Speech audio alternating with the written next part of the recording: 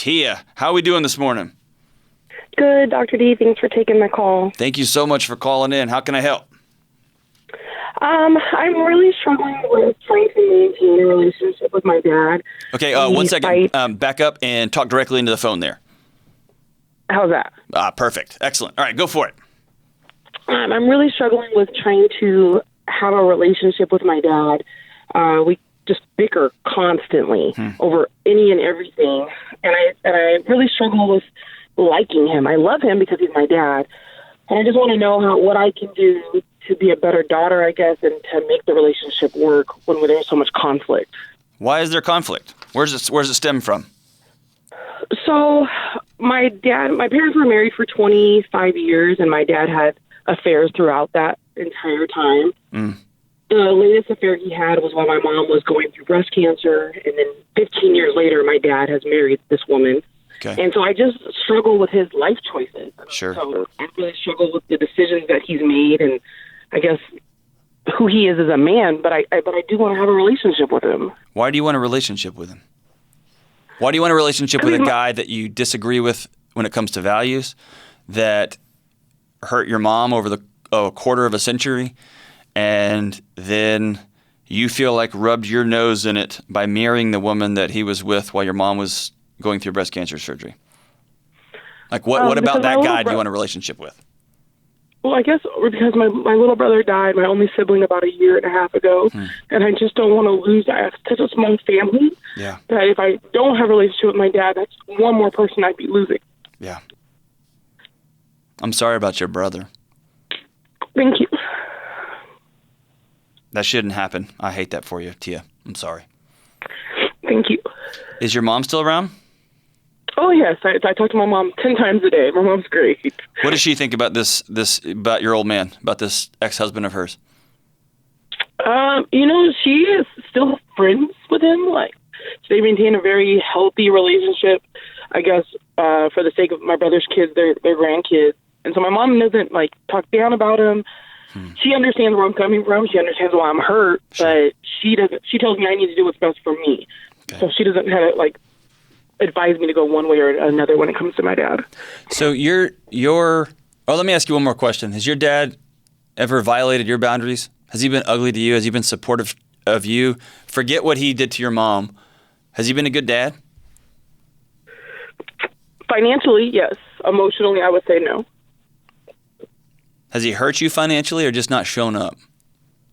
So financially, he's been great. Yeah, but financially, man, that ends up being people wallpaper with that. I mean, that's right. I mean, that's just like fancy Twizzlers for grown-ups, people who just throw money at problems. Yeah. Has he? When I'm saying emotionally, is he abusive to you? Does he tell you you're a piece of crap and why'd you do that, or is he just not shown up throughout your life? But I would say a little bit of both. Okay. And so, have you ever talked to him about how he makes you feel? How you feel about his new wife? How you feel about what he did to your mom for 25 years? Have you all ever had that conversation? Or does it just leak out in, and he complains to you and you complain back, and this little death by BB gun situation? A little bit of both. But when I've tried to address the issues, like I'll bring up the infidelities, he'll say that those aren't my issues. Those are my mom's issues, and they have nothing to do with me. So he'll shut that conversation down. You know that's a gigantic wooden box of dog crap, right?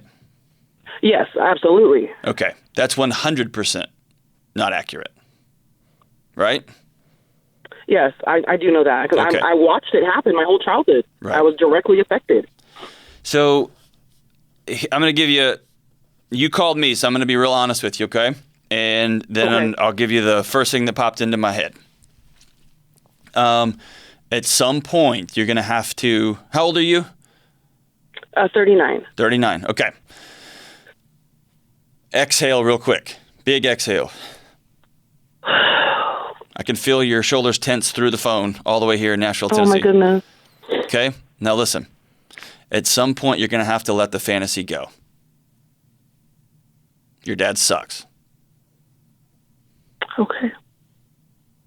That does not mean he's not worthy of a relationship. That doesn't mean that he's not somebody that should be in your life. But your dream of having this perfect dad is not real, and you got to let it go because it's wearing you out, not him. Okay. It's exhausting you. It's keeping that low-level hum of anxiety in your heart all the time. And after 39 years of this, it's becoming, if it hasn't already, it's starting to depress the way you see the world, the way you interact with people that you love. You're constantly having imaginary conversations in your head to him, right? That are never going to happen. Yeah. And those get you worked up, and those get you fired up, and those get you all pissed off. Here's the thing. Your dad sucks, man. He cheated on your mom for a quarter century.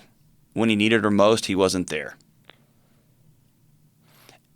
The thing you have in your corner is an absolute rock star ninja mom.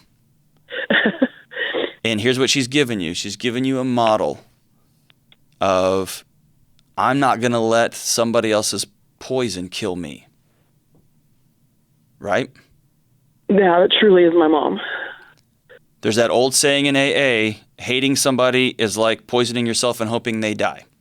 And your mom knows that. And so I'm going to talk good about that guy that absolutely devastated me for a quarter century. Yeah. They broke up our family. Yeah.